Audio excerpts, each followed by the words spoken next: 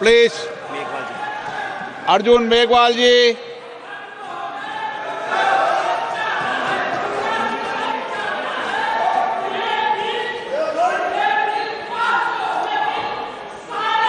Record में लीजिए।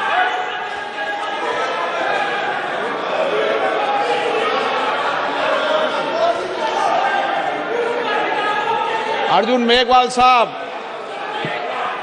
धन्यवाद अध्यक्ष जी। अर्जुन मेघवाल साहब। धन्यवाद अध्यक्ष ji. The constitution amendment bill 128वां कॉन्स्टिट्यूशन अमेंडमेंट बिल 2023 नारी शक्ति वंदन जैसा बिल जिस पर आज आपने चर्चा की अनुमति दी, मैं आपका बहुत आभारी हूं कि आपने मुझे बोलने का अवसर भी दिया। इस अवसर पर इस चर्चा में करीब 60 माननीय सांसदों ने भाग लिया। श्रीमती सोनिया गांधी जी से लेकर के देश के गृह मंत्री श्री अमित शाह जी तक 60 माननीय सांसदों ने इसमें भाग लिया और बहुत सकारात्मक सुझाव भी आए।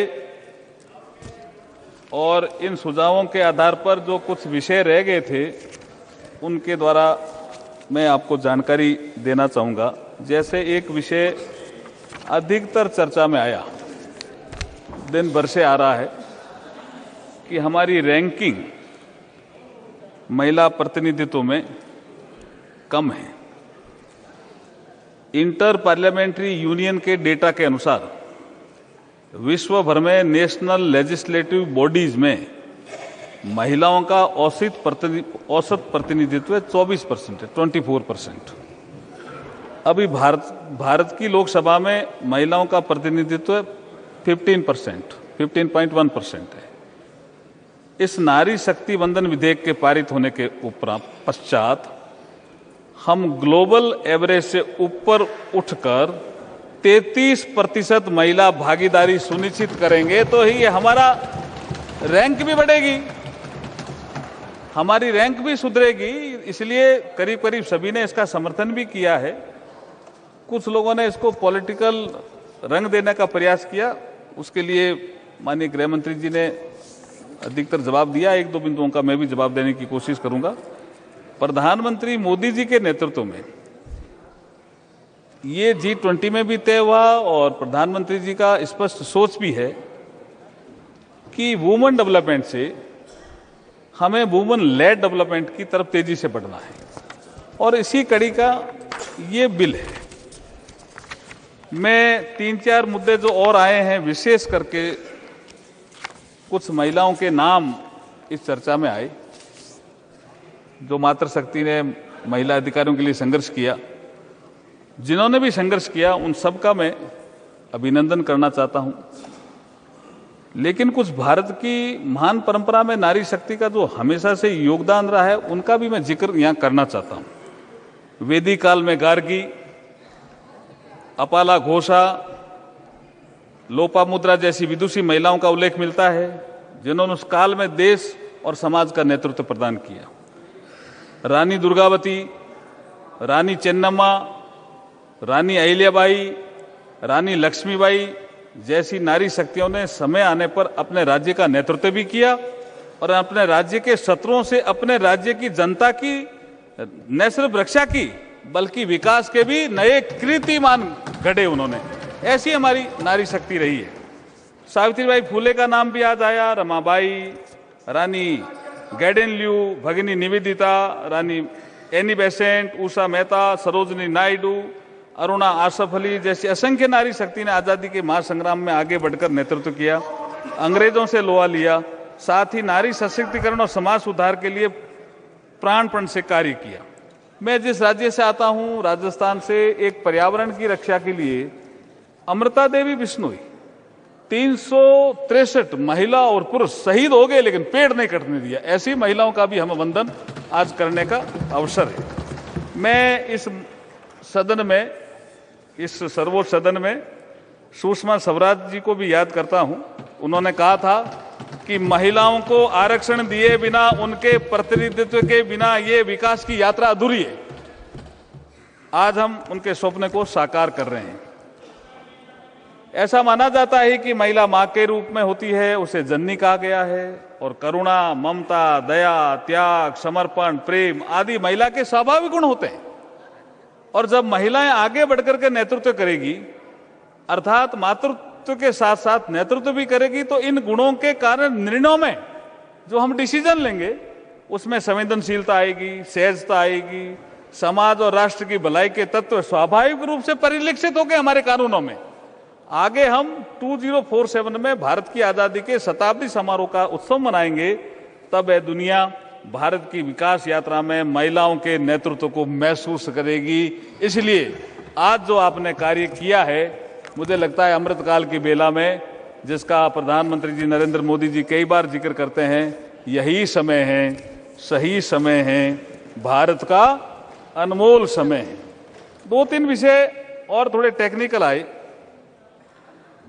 जैसे डीलिमिटेशन के विषय में।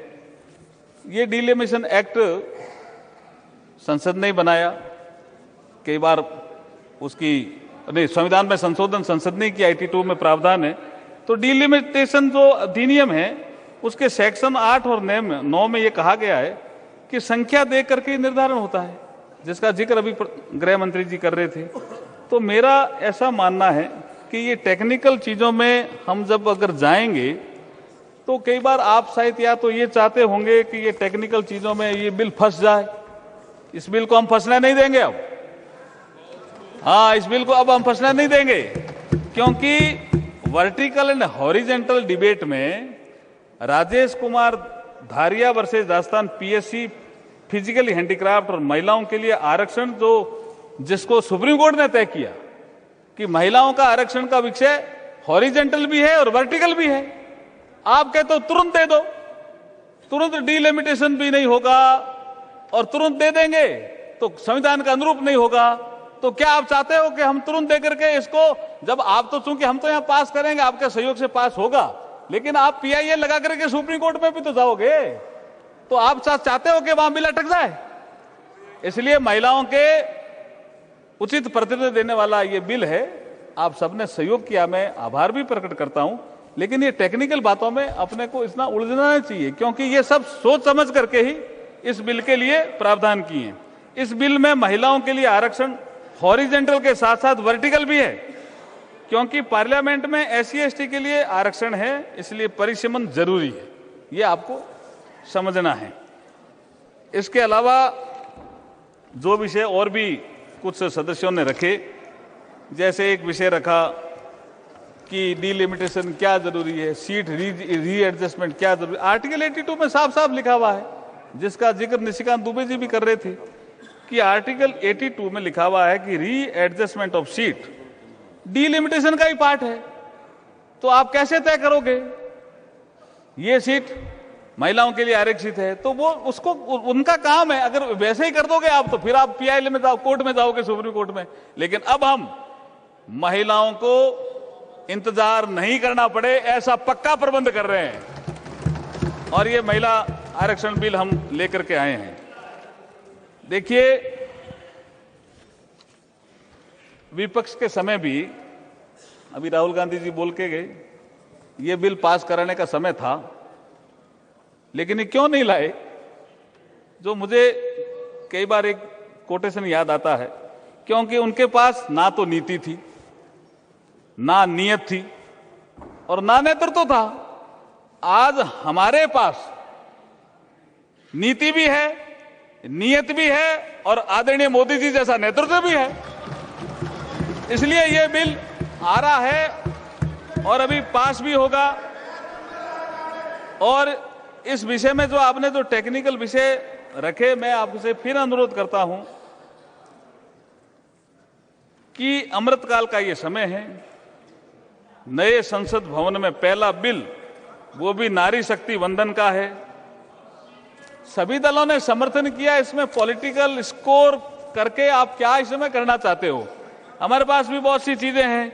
आपने अभी जिक्र किया कि ओबीसी के सेक्रेटरी कितने, मैं भी आईएएस रहा हुआ हूं, मुझे इसकी जानकारी है, राहुल गांधी जी यहां रहे नहीं। अब 92 बैच में जो आया, नहीं यहां सदन में नहीं है, सदन में, हाँ सदन में नहीं है अनुराग जी। 92 बैच में जो आईएएस में आया वो सेक्रेटरी बनेगा, तो 92 बैच में राज किसका था? सेक्रेटरी कैसे बनेगा? राज आपका ही था। आप अपने राज को ही कोस रहे हो। आप कभी कहते हो कि एससी एसटी के लिए आपने काम नहीं किया। अरे मैं बताना चाहता हूं जी, आपने बाबा साहब को 52 में चुनाव हराया, आपने बाबा साहब को 52 में चुनाव हराया, फिर भंडारा से वो उपचुनाव लड़ना चाहते थे, वो भी आपने हराया, और आप संविधान सभा में भी नहीं आने देना चाहते थे। आपकी ऐसी नीयत है थी। आप ओबीसी समाज के भले की बात कर रहे हो। सारी बातें गृह मंत्री जी ने कह दी है। मैं ये कहना चाहता हूं कि सेक्रेटरी ऐसे ही बन जाते हैं क्या? और जैसे ठीक कहा गृह मंत्री जी ने, किस नियम क्या है? सेक्रेटरी जो हम पॉलिसी बनाते हैं उनको लागू करने का काम करते हैं। बोलते हैं आप जो पॉलिसी हम बनाते हैं उसको लागू करने का काम करते हैं सेक्रेटरी नहीं है, आप तो सबका समर्थन लो। तो ऐसा करके डिबेट को जो डिबेट किया ये ठीक नहीं था। मैं अगला एक बिंदु कहना चाहता हूं। सुप्रिया सुले जी ने कहा कि बाबा साहब ने, डॉक्टर BR अम्बेडकर जी ने हमें वोटिंग राइट दिया जिससे हम सशक्त हुए। बात एकदम ठीक है। जब संविधान सभा में चर्चा चल रही थी तो कुछ ऐसे कह रहे थे कुछ पढ़े लिखों को वोट दो, कुछ कह रहे थे कि एक बड़े साहूकार को वोट दे दो, कुछ गिन लो, ऐसी स्थिति आ रही थी। उस समय बाबा साहब खड़े हुए, BR अम्बेडकर, उन्होंने कहा हम एशिया और अफ्रीका के देशों को नेतृत्व देने जा रहे हैं, इसलिए हम ऐसा निर्णय करें। अडल्ट फ्रेंचाइज का निर्णय अगर किसी ने किया तो डॉक्टर BR अम्बेडकर ने किया, और उनके जिद के कारण हुआ। उनको भी आपने हराया। जब इतना बड़ा काम किया, संविधान का निर्माण कर दिया, संविधान की रचना करी, संविधान के शिल्पकार थे, उनको भी आपने हराना के काम किया। फिर यहां पॉलिटिकल स्कोर आप खड़ा करने की बात कर रहे हैं। मैं कहता हूं संविधान की प्रस्तावना में राजनीतिक, सामाजिक, आर्थिक न्याय की बात कही गई है। हम आज महिलाओं को न्याय दे रहे हैं। संविधान की प्रस्तावना में राजनीतिक, आर्थिक, सामाजिक न्याय की बात कही गई। हम आज महिलाओं को न्याय दे रहे हैं और प्रतिष्ठा।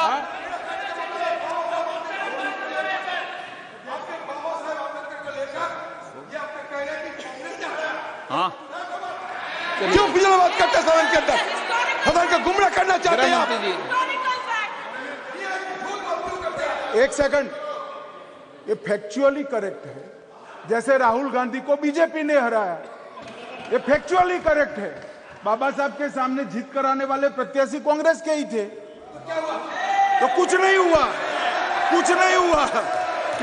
इसमें क्या है? कुछ नहीं हुआ, तो काहे को इतना आप चिंता कर रहे हो?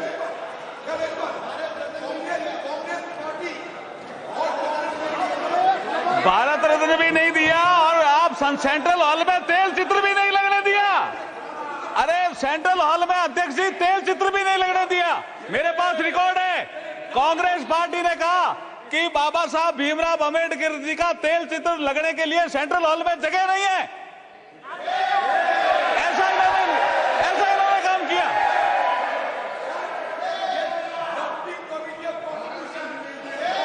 और भारत रत्न तो दिया ही नहीं। बाद में जब VP सिंह के समय सरकार आई, जब अटल जी अडवाणी जी बाहर से समर्थन कर रहे थे, उस सरकार ने दिया भारत रत्न भी नहीं दिया बाबा साहब को, तेल चित्र भी लगने के नहीं दिया। 2 बार चुनाव में हराया। बहुत से सदस्यों ने कहा था, सर मैंने एक किताब में बहुत स्पष्ट पढ़ा है, बहुत से सदस्यों ने कहा 52 में पंडित नेहरू जी को कि डॉक्टर BR अम्बेडकर बहुत विद्वान आदमी है, इनके सामने उम्मीदवार मत खड़ा करो। तो नेहरू जी ने कहा कि ये हमारा विरोधी है, ये 2 ही पार्टियों की आलोचना करता है, BR अम्बेडकर, एक कांग्रेस की, एक कम्युनिस्ट पार्टी की, इसलिए हम तो इसको हराएंगे चुनाव लड़ करके। और ये तो फैक्ट है, इट्स द हिस्टोरिकल फैक्ट। इसमें क्या है? इसमें क्या नई चीज है? इसमें कोई नई चीज नहीं है जी।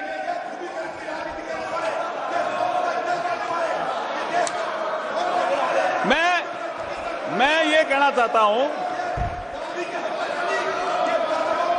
ये मैं करेक्ट बोल रहा हूं, एकदम करेक्ट बोल रहा हूं सर, मैं एकदम करेक्ट बोल रहा हूं। हमारे शांतनु ठाकुर साहब यहाँ एक एमओएस है, उनके पास पूरा रिकॉर्ड है, कैसे वो कॉन्स्टिट्यूएंट असेंबली में आए, किन लोगों ने वोट दिया, पूरा रिकॉर्ड है उनके पास। और आप देखिए, मैं विषय पे आता हूं, मैं एक विषय पे आता हूं। हमारे एक माननीय सदस्य ने ये राइट टू वोट का विषय तो कई सदस्यों ने उठाया, इसलिए मुझे कहना पड़ा।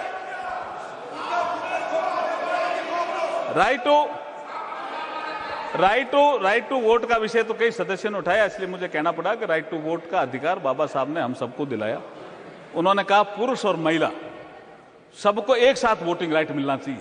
वो वोटिंग राइट मिला, और उन्होंने ये भी कहा संविधान सभा में कि आप मताधिकार दे करके तो देखो। तो कई लोगों ने विरोध किया, साहब कुछ लोग अनपढ़ है, महिलाएं तो ज्यादा अनपढ़ है। उन्होंने कहा हमारी महिलाएं अनपढ़ हो सकती है, लेकिन जब मताधिकार का दिन आएगा तो वो होली और दिवाली की तरह ये दिन मनाएगी। आज जब मैं जाकर के देखता हूं पंचायत राज का चुनाव, आज मैं जाकर के देखता हूं नगर पालिका का चुनाव, आज मैं जाकर के देखता हूं विधानसभा का चुनाव, आज मैं जब जाकर के देखता हूं लोकसभा का चुनाव, महिलाएं जब सज धज करके आती है, और आपने भी कोटा में देखा होगा, वो सेलिब्रेट करती है साहब, और B.R. अम्बेडकर को याद करती है। तो ये जो विषय आज आया कि बाबा साहब ने वोटिंग राइट दिया, मैं उन सदस्यों का भी सम्मान करता हूं। एक कांग्रेस की ज्योतिमणि ने एक कटाक्ष किया कि महिलाएं, दलित महिलाएं पानी के लिए तरसती थी। अब दलित महिलाएं पानी के लिए तरसती थी तो ज्योति जी राज किसका रहा? अब तो हर घर में नल और उससे जल उपलब्ध कराने का काम मोदी जी कर रहे हैं। देखिए,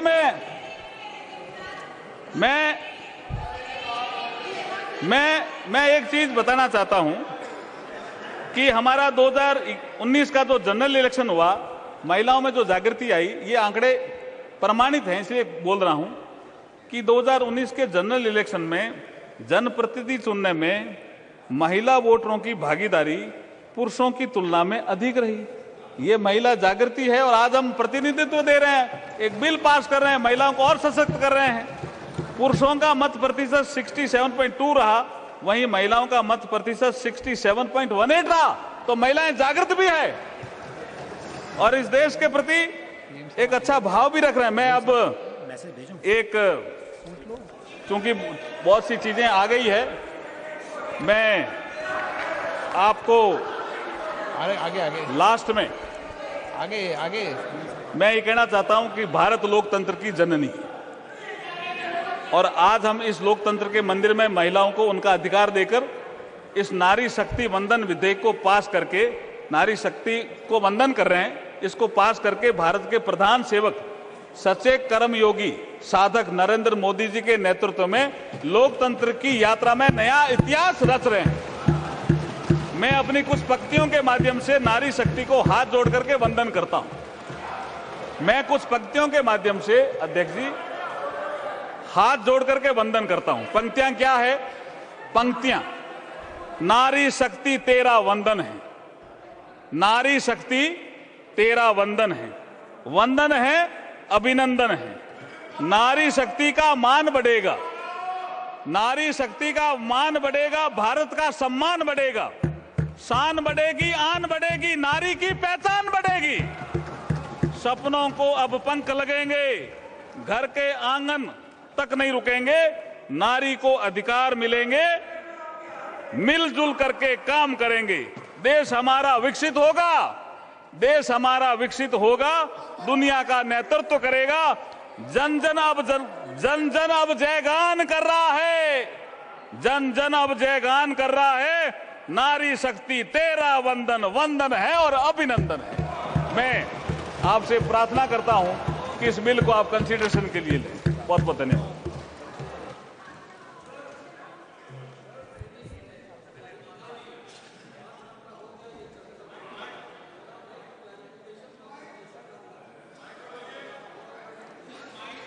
बताइए 8 घंटा हो गया ये चर्चा, एक क्लैरिफिकेशन थर्ड रीडिंग में मैं पूछना चाहता हूँ। 2 राज्यसभा में जो बिल पारित हुआ था उसमें स्पष्ट रूप से लिखा गया था कि जो रिजर्वेशन वीमेन के लिए होगा वो स्टेट स्पेसिफिक होगा। ये जो बिल हम आज पारित कर रहे हैं वो स्टेट स्पेसिफिक नहीं है। ये पूरा देश भर में 1/3 रिजर्वेशन होगी हमारे लोकसभा में। तो इसमें क्या होगा, मेरा ये संशय है, इसको अगर दूर कर सकते हैं, कर सकते हैं हमारे मंत्री महोदय तो आसान होगा।